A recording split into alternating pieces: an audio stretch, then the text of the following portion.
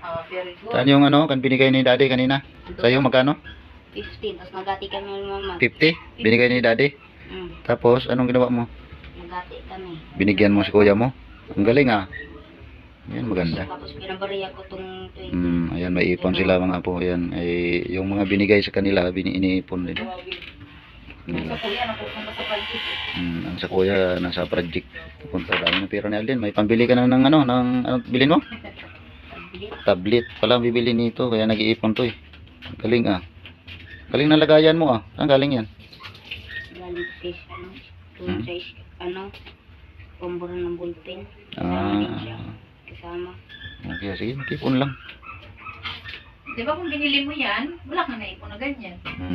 Mayat maya kabili. Kaya nga, mag-ipon na nga po si Alden.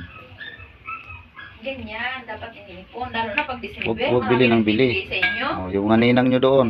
Shout out yung mga ninang nyo doon sa Batangas. Nako, huwag yun ang Sana- asahan ng ninang yun. Ninang lang yun sa papel. Sa papel lang yan. Hindi naman, baka malay mo.